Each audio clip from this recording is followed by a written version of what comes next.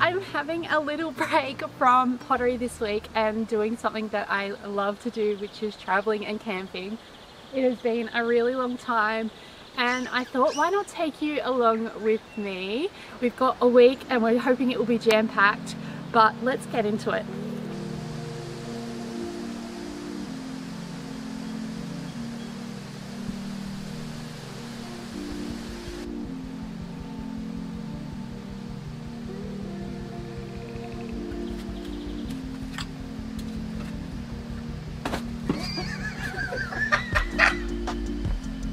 I knew you were going to do it. That was the one I said to look out for too.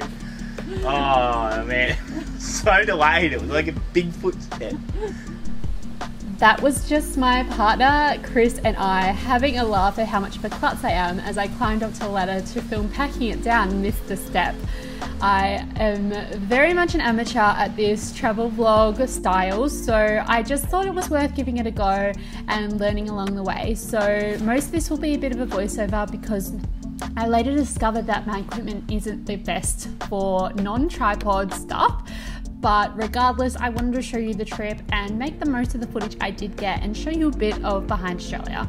So that was the lower Glenelg River that we stayed at overnight, which we found on Wiki Camps, and it was so serene. We were the only people there. It was so beautiful.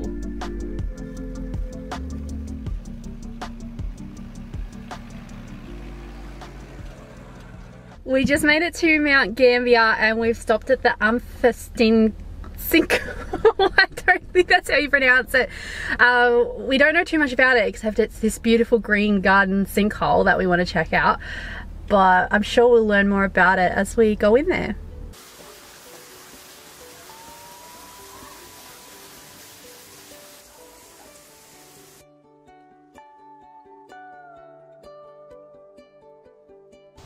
The Umfeston Sinkhole is located just past the Victorian border to South Australia in Mount Gambier.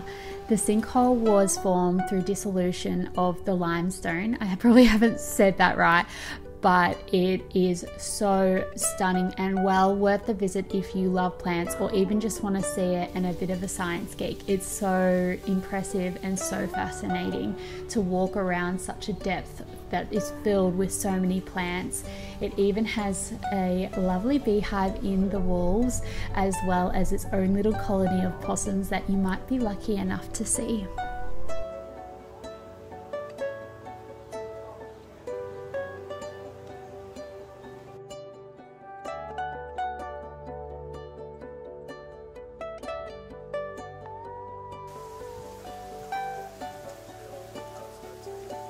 Umfeston was pretty cool. The sinkhole was Awesome. awesome. I've never seen anything like that. It was really cool. We have just arrived at the campsite in Robe for the night and we're gonna go check out Robe now.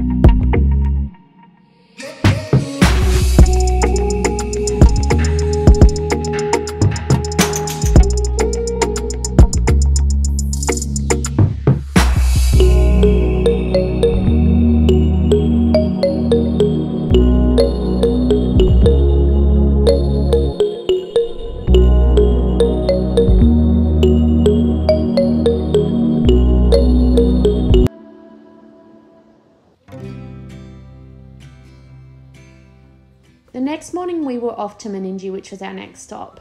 This trip is actually a bit of a spontaneous one. We have no plan. We just sort of have a general direction and how long it's going to take us to get to each location.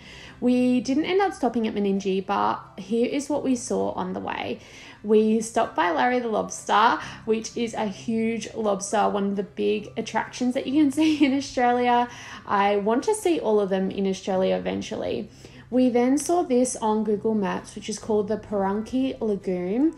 It is this moon-like salt lake. It is so spectacular. It looks like you have driven on the moon. I found out about the Parunkey Lagoon by looking on Google Maps and zooming in on the areas to find local beautiful attractions to check out on our way.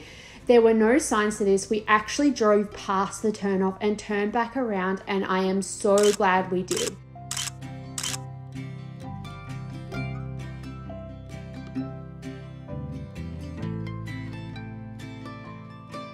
From here, we headed to Hahndorf, which is 25 minutes from Adelaide. Hahndorf is Australia's oldest surviving German settlement, and it is most notably recognisable due to its German architecture, the bakeries, pubs, restaurants, and even the European-style trees that line the streets. Hahndorf is one of those places where you just drive 25 minutes from a major Australian city and you are in almost another country. It is so amazing and so magical, and I can only imagine what Germany is like if this is even slightly resemblant of what it is. And on a personal memory note, this place was a very sentimental moment for us. A few years ago when I was on chemotherapy, we decided to go on a road trip to just get out of the house. We drove all the way from Ballarat to Hahndorf, and it ended up being one of the most beautiful memories of my year of cancer treatments, and something we cherished as a reminder to make sure we get out and make the most of life. So it was very special to be back here, happy, healthy, and making the most of life in this adventure. We stopped at the German cake shop on our way back to camp and grabbed some pretzels for the next leg of the journey. We did come across some issues where our solar panel bank was just not charging because of how cloudy and wet it was, and we weren't stopping for long enough for it to get a good charge. Not impressed with no sunshine, so we can't charge the battery. So going to check out Mount Lofty Botanic Gardens, which was suggested on Instagram, which I didn't know was a place, but I've looked at some photos and it looks amazing. So we're going to head there now, and then we'll probably mosey on somewhere where there's sun so we can actually charge our battery. We arrived at the Mount Lofty Botanic Gardens and it was so magical. We have come just at the end of the autumnal leaf season, but you can see a lot of the vibrant colours and flowers were still in bloom, peeking through the little gaps of branches and twigs.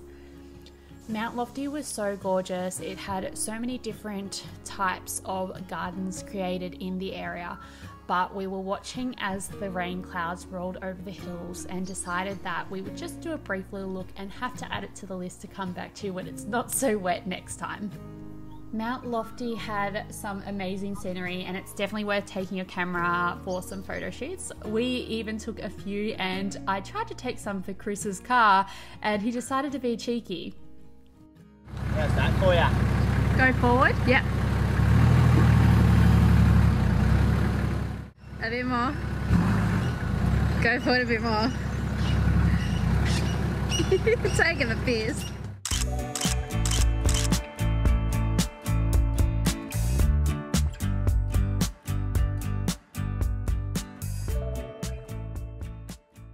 You know how I said this trip is spontaneous? Well, we were trying to find sunshine and we drove all the way down to Rapid Bay. Along the drive, the rolling hills look like little bodies curled up in balls. They were so gorgeous and definitely inspiration for some artworks. The Rapid Bay campgrounds is right on the beachfront. You can camp as close to the beach as you like, but we decided to hang back a little bit and stay in the grass area. We were able to enjoy a beautiful sunset as the colours danced in pinks, purples and oranges over the night sky. The waves rolled in and it was a magical experience to be right next to the ocean as we slept that night. When I say the trip was spontaneous, I mean that this was an hour and a half back in the direction we had already come from. We planned to stay here for 2 nights, but we actually had a fault in a piece of our equipment, which meant we had to drive back to Adelaide again. We stopped in some op shops on the way and I found this mystery mold in the flesh, so I showed you. I couldn't bring it back with me, but I just thought, how awesome is this that I found a piece in the op shop. We got the equipment replaced in Adelaide. They were so quick to do so. It was actually our ladder to get in the tent, so we wouldn't have been able to sleep. So we then stayed at Port Wakefield. We figured we were already on that side of Adelaide. Why not find a campground on the complete other side? And we decided to start the day with a coffee and then walk around the town before we headed back to meet some friends.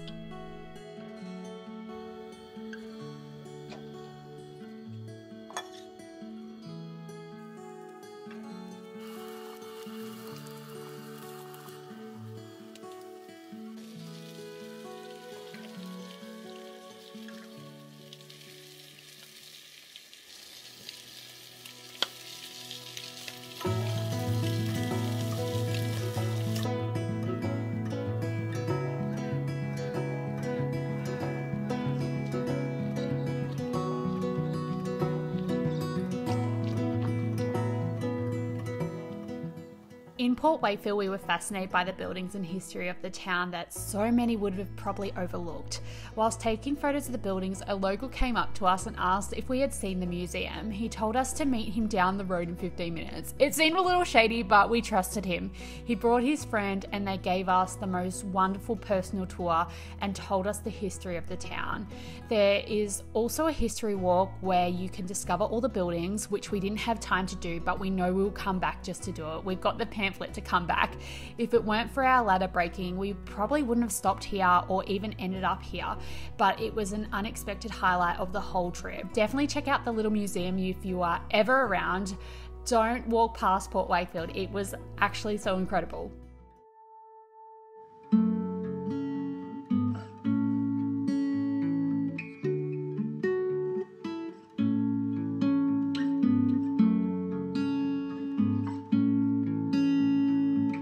After our night in Port Wakefield, it was finally time to visit one of my longtime friends, Chloe, who has 2 gorgeous, beautiful cows called Jake and Elwood.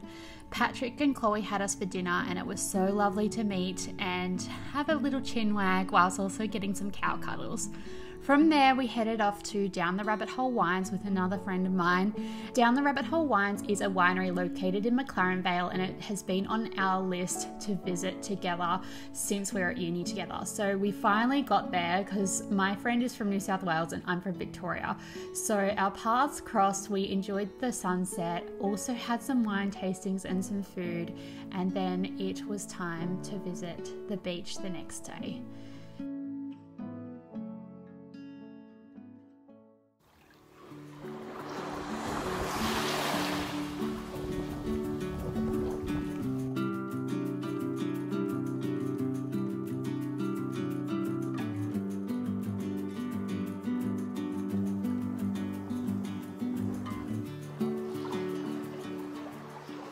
Port Wollonga Beach was next on our list due to the caves and the sticks that rest in the sand. These sticks used to form a jetty and the caves were dug out by hand in the cliff face to store fishermen boats. Something so magical about travelling is seeing all the history and the ideas that have formed, plus the changing colours and textures of different landscapes. I really enjoyed the caves and I thought they were so fantastic to see someone actually hand dug these at one stage. Like anyone, I feel like I could get lost in the sound of the waves. It was rather relaxing and a nice way to spend our last day of our South Australian small week road trip.